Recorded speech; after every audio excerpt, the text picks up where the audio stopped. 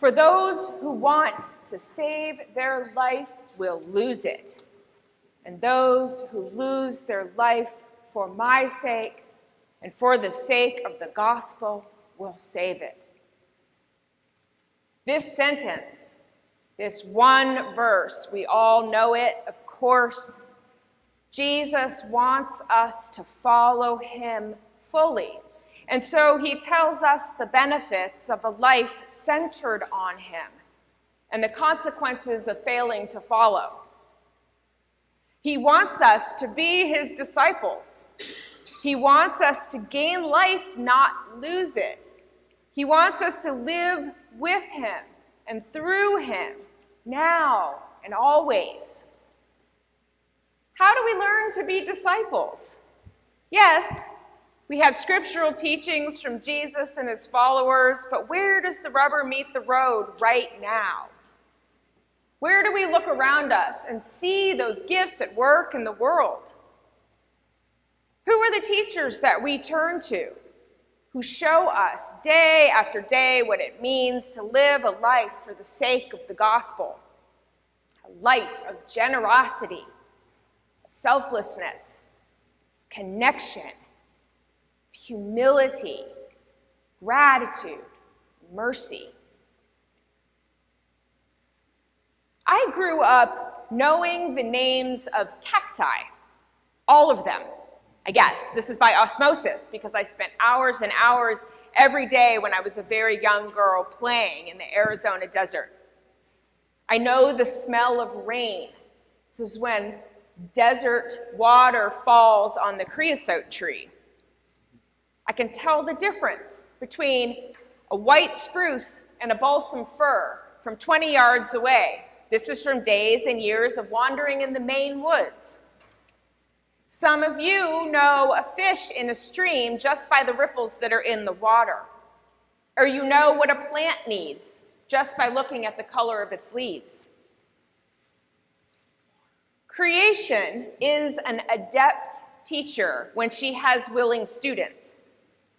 For a lot of us, it was the freedom of our childhoods. That was our time for learning from creation. When we were outside and we were free and willing to listen to her and more able to hear her voice and to sense her rhythms. And now, since we're not children anymore, now that we're away from the forests and the fields, and now as we find ourselves seekers of Jesus, moving through this world with still so much to learn, what does she know? What does she know about that? What does the earth know about discipleship? About what Jesus wants from us? What is she waiting to teach us? What does she know about denying herself? What can we learn from creation about giving life for the sake of others? About taking up the cross of Christ and following? Creation is generous. She gives willingly, as much as she can. She nurtures, she nourishes, she feeds us, she quenches our thirst, she offers her resources for our survival, for our enjoyment, for our entertainment, for our adventure and our spiritual grounding. Creation is selfless.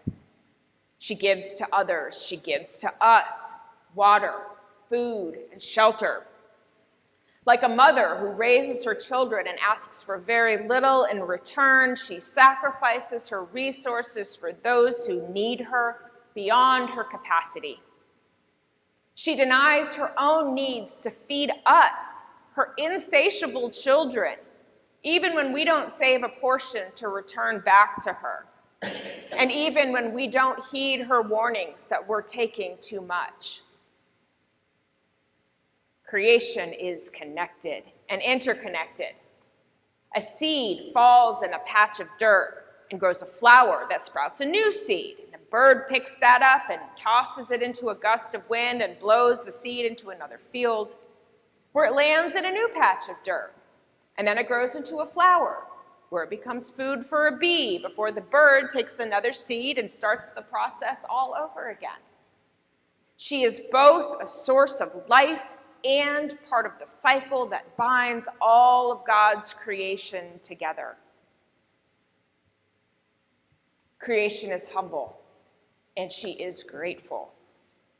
She points the spotlight back to God with her beauty and gives God glory as our creator. The earth never tells you how unfathomably beautiful she is. In the moments when she's at her most exquisite, we say that we don't see her at all. We see God. She doesn't need your accolades. She knows what God wishes we all knew, that none of this exists except for the willingness of the most holy one to create it. Creation is merciful. We harm her. We wound her, and she turns the other cheek. We steal from her. We take what isn't ours, more than we need. We claim for ourselves what is meant to be shared, and we do it without apology, and she absolves us. 70 times, 7 times she forgives us for the ways that we wrong her. She bears battle scars. She burns, she floods, and she returns to us with open hands. She shows us Christ-like ways. She invites us to follow her example. We, the ones who used to learn from her, we, the ones who are on the way to losing our own lives because we live for our sakes. We can turn our ears and our hearts and our minds to her as our teacher, to her who acts like a disciple, to her, a living example of generosity, selflessness, connection, gratitude, humility, and mercy. And there is irony here, because by failing to follow creation's teaching, we're not only harming creation, but we're harming ourselves. We can't destroy the earth. We can only make the earth unfit for human habitation. The earth lives a resurrection life. Just as the green buds of new growth sprout from a mountainside after being charred by a wildfire, she will be restored after we're gone. Creation loses her life for our sake, and yet she will find it. She will find it in the days long after those who harm her have driven themselves to self-destruction. She will find it in resurrection. She'll find it in a restoration of balance, a rebirth, and a return to the cycles of health and sustenance. It doesn't have to be that way. The restoration, the rebirth of creation, that doesn't have to be something that happens after human beings are extinct. Nature has lessons about following Jesus. Lessons that can lead us to our own generous, selfless, connected, humble, grateful, and merciful lives. In following creation's teachings, which are really God's teachings, that God envisioned for all of us when he made us.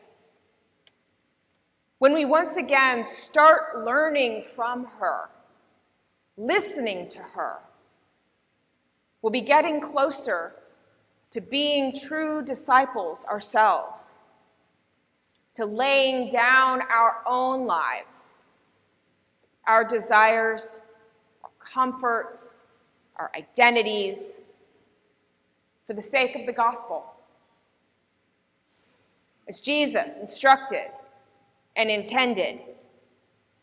And maybe then we will find life. Amen. Amen.